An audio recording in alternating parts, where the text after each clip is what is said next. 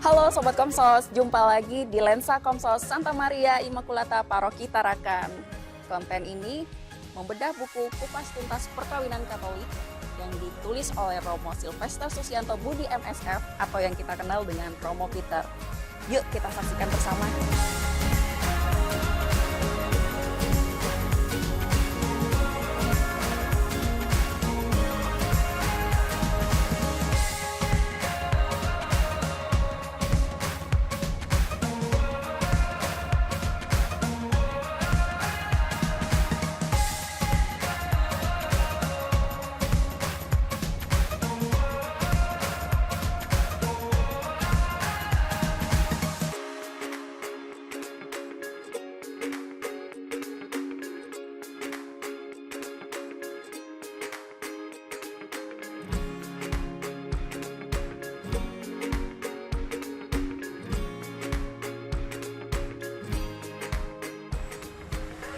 Halo Sobat Komsos, jumpa lagi bersama saya Kelly dan saat ini saya sudah bersama dengan Romo Peter.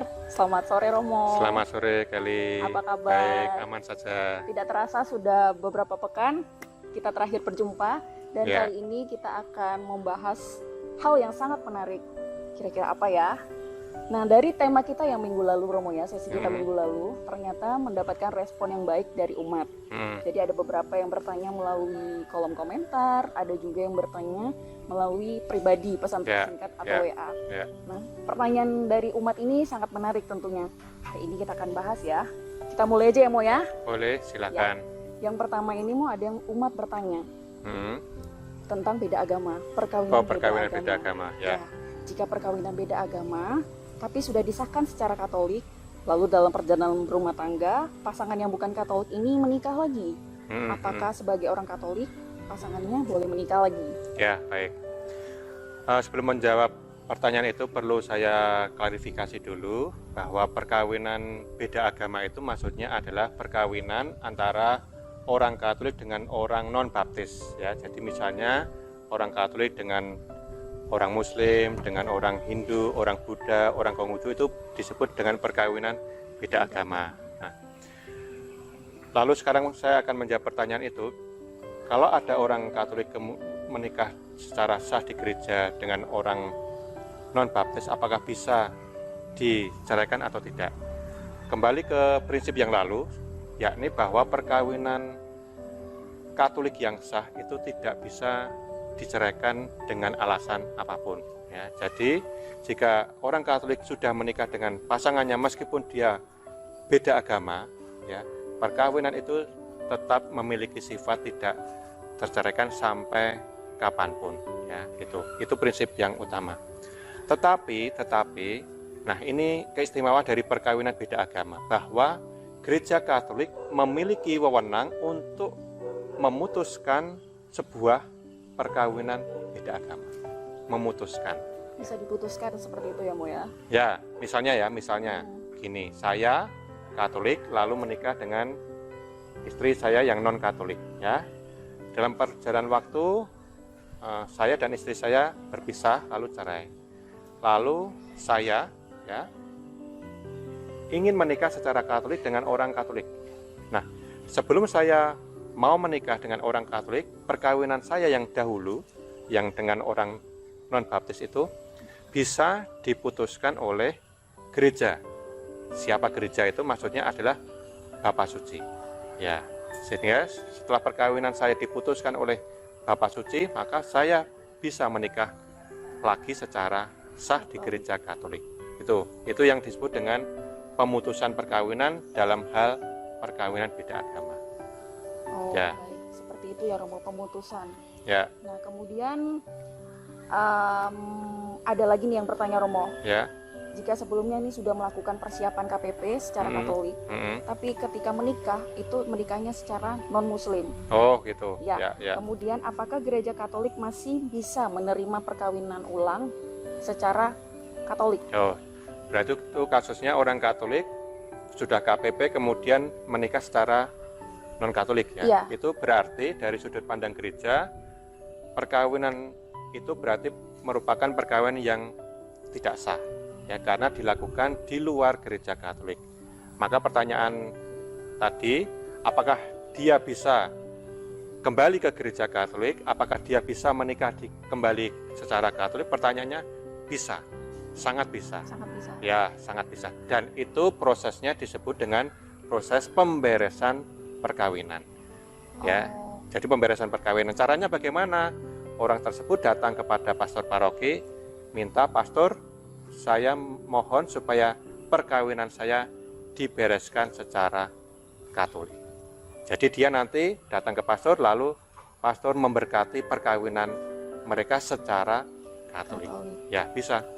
Bisa, tapi Bisa. ya tetap harus melewati proses yang Ya, panjang ya, Mo. kalau KPP tadi ya saya kira perlu diulang lagi diulang ya. lagi. Ya, perlu diulang Kanonik lagi. juga sama. Ya, ya, Oh, baik, seperti itu. ya. Kemudian jika dalam berumah tangga seiring berjalannya waktu, ini kasus lain lagi nih Romo, dari umat juga yang bertanya. Ya. Sang suami ternyata tidak bisa memberi nafkah kepada sang istri. Nah, Ya. kemudian di rumah pun keadaannya tidak mendapat perlakuan layaknya seperti suami istri. Ya, Dalam artian mungkin bisa pisah ranjang atau apa gitu.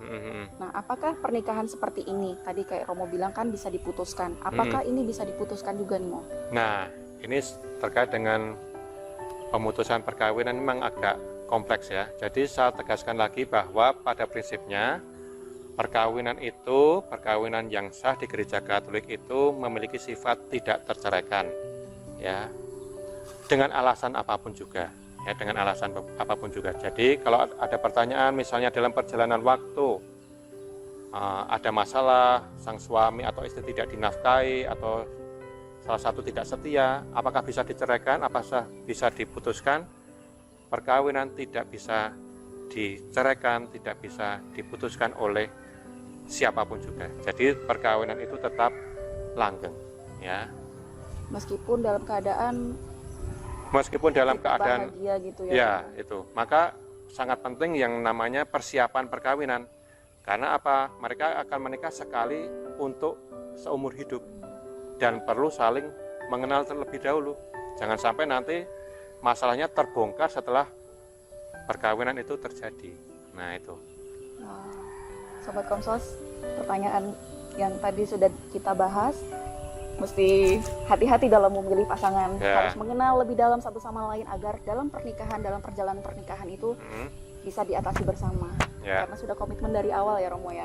Ya, maka perlu persiapan yang cukup, mengenal yang cukup sehingga sungguh siap untuk melangsungkan perkawinan sampai seumur hidup. Ya. Tidak ada jeda-jeda atau kontrak 5 tahun, 10 tahun nggak ada. Kayak kontrak rumah gitu ya, ada jangka waktunya. Ya. Nah, Romo, ini saya juga penasaran nih, Romo. Apa yang membedakan perbedaan istilah perceraian, pemutusan, dan satu lagi itu Pembatalan. Ya. Apa bedanya, Mo? Ya, perceraian, pemutusan, dan pembatalan. Ini memang 3 istilah yang perlu dijelaskan secara detail supaya umat tidak salah memahami, ya, karena seringkali pemahaman perceraian, pemutusan, pembatalan, perkawinan itu seringkali tercampur aduk. Ya, yang pertama, perceraian. Perceraian adalah istilah yang hanya terdapat dalam hukum sipil, bukan di hukum gereja, tidak ada. Jadi di gereja tidak mengenal istilah perceraian. Jadi kalau ada orang mengatakan saya bercerai, itu berarti saya bercerai secara sipil, tidak secara gereja, tidak secara gereja. Di gereja tidak ada perceraian. Lalu pemutusan perkawinan adalah sebuah perkawinan yang diputuskan ikatannya oleh Bapa Suci, hanya Bapa Suci yang berwenang. Nah, perkawinan apa yang bisa diputuskan oleh Bapa Suci? Salah satunya adalah perkawinan beda agama tadi yang saya sebut di awal, misalnya Katolik dengan Muslim. Nah, itu memiliki sifat tak terceraikan memang, tetapi bisa Bapa Suci, Paus bisa memutuskan perkawinan itu, ya, sehingga apa? Sehingga yang Katolik bisa menikah lagi. Ya, itu prosesnya sampai ke Roma, ya itu. Panjang ya, Mo, ya? Tidak panjang juga karena saya sudah biasa juga, sudah beberapa perkawinan yang sudah saya proses ke Roma dan dikabulkan oleh Bapa Suci. Biasanya butuh waktu berapa lama, Romo? 3 bulan selesai. Oh, 3 bulan selesai. Ya, ya? 3 bulan selesai. dan gratis tidak membayar ya. Karena Wow. mungkin kita dianggap tidak punya uang ya. Itu yang disebut dengan pemutusan perkawinan. Lalu yang ketiga adalah pembatalan. Nah, sebenarnya saya lebih senang dengan istilah bukan pembatalan tetapi anulasi. Anulasi berarti menganulir perkawinan yang tidak sah. Ya, ini seperti gambaran yang paling gampang itu seperti pertandingan sepak bola ya. Ketika pemain memasukkan bola dan gol, nah, bisa terjadi tiba-tiba wasit meniup peluit. Apa? Kartu kuning. Bukan, Oh, bukan. membatalkan atau menganulir gol itu. Karena apa? Sebelum gol itu terjadi, Ada sesuatu yang ada tidak sah. offset. Nah, sebelum golnya terjadi. Nah, itu yang disebut dengan anulasi perkawinan adalah gereja menganulir sebuah perkawinan yang sudah terjadi. Karena apa? Karena sebelum perkawinan itu terjadi sebuah pelanggaran. Offset. Misalnya, saya menikah dengan kamu misalnya. Nah, Iya. tetapi apa? Ada unsur paksaan. Ada unsur paksaan. Jadi saya tuh sebenarnya nggak ingin menikah, tetapi karena saya dipaksa oleh orang tua saya, ya sudah saya menikah. Saya ikut saja. Berarti tidak cinta satu cinta. sama lain gitu ya, Romo? Nah, itu berarti kan sebelum perkawinan kan ada terjadi suatu masalah. Nah, itu perkawinan yang bisa dianulir. Yaitu yang disebut dengan pembatalan atau anulasi perkawinan. Seperti itu ya, Romo ya. Berarti memang dari pihak gereja pun harus betul-betul tahu dari awal masalah kedua pasangan tersebut agar bisa diproses lebih lanjut gitu ya, Romo? Ya, proses anulasi. Misalnya juga penipuan. Ya, misalnya saya menikah, ya. Tetapi sebelum menikah saya tidak cerita ke istri saya, misalnya kalau saya punya hutang 5M. Nah, setelah menikah baru istri saya tahu, oh ternyata kamu punya hutang 5M, kan? Serem juga ya, Mo ya. Apa nggak stres kalau hutang 5M? Kalau hutangnya cuma 100.000 itu nggak apa-apa, tapi misalnya MM-an kan akan membuat goncang. Nah, itu misalnya terjadi suatu penipuan itu. Itulah kurang lebih ya. Ya, kemudian nih Romo, syarat kayak tadi ada beda agama. Ada juga nih yang bertanya di kolom komentar. Mempunyai pasangan yang berbeda agama dalam ini kebetulan non baptis. Ya. Apakah syarat syahnya untuk menikah secara Katolik? Ya, supaya perkawinan beda agama itu sah, maka perkawinan mereka harus dilakukan di hadapan seorang imam dan 2 orang saksi. Ya, jadi mereka menikah di gereja. Itu calon pasangan tidak perlu mengikuti KPP gitu? Perlu, tetap. Mereka tetap perlu kita, proses ya, KPP, lalu penyelidikan kanonik, lalu kemudian nanti diumumkan, kemudian diberkati di gereja. Ya, tanpa harus pasangan tersebut dibaptiskan. Tidak ya. Jadi tetap pasangan tersebut menganut keyakinan dia gitu ya. Betul. Jadi yang Katolik tetap Katolik, yang Muslim atau Buddha atau Hindu tetap menganut iman mereka. Bisa dan ya, itu tetap sah diakui oleh gereja. Itu perkawinan beda agama. Oke, baik. Ini semuanya menyambung ya, Romo ya. Ya, betul. Baik yang untuk mau berpisah, mau dibatalkan, kemudian yang dulunya menikah beda agama terus mau menikah lagi juga bisa, tapi harus ada lihat dulu kasusnya gitu ya, Romo. Ya, memang perlu dilihat kasus per kasus ya. Kasus per kasus, tidak semua itu bisa disetujui oleh gereja. Ya, harus dilihat kasus per kasus, apa ini masalahnya, konteksnya bagaimana, orangnya bagaimana dan sebagainya. Oke, baik. Nah, ini satu pertanyaan lagi Romo di kolom komentar yang sangat menarik mengenai pernikahan dini. Perkawinan dini. Menikah di usia muda. Ya. Apa tanggapan gerejamu? Ya, jadi menanggapi perkawinan usia muda, gereja sudah punya aturan yang jelas bahwa minimal supaya orang Katolik bisa menikah secara sah di gereja, minimal berumur bagi yang perempuan umurnya 14, lalu bagi yang laki-laki minimal umurnya 16 tahun. Itu minimal. Meskipun dalam hukum negara. Nah, sekarang kita lihat hati-hati karena kita hidup di negara Indonesia, kita harus memperhatikan hukum sipil yang undang-undang yang terakhir tahun 2019, standar minimal bisa menikah secara sah secara sipil itu 19 tahun. Jadi saya kira menurut iman saya gereja kita, gereja Katolik akan mengikuti standar yang hukum sipil. Supaya apa? Supaya bisa dicatatkan di secara sipil. Jadi tetap harus mengikuti hukum sipil saja.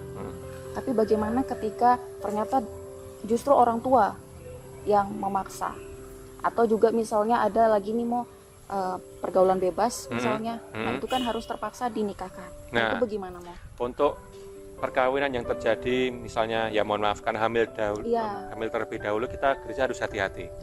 Karena apa? Kalau tidak hati-hati nanti seperti kasus tadi bahwa perkawinan itu terjadi karena apa? Paksaan. Dan saya yakin dan pengalaman saya selama bertugas di tribunal, perkawinan karena dipaksa tidak akan berlangsung secara langgeng. Maka perlu hati-hati sekali untuk menanggapi atau menghadapi kasus karena kehamilan terlebih dahulu. Jangan sampai menikah karena dipaksa, prinsipnya begitu.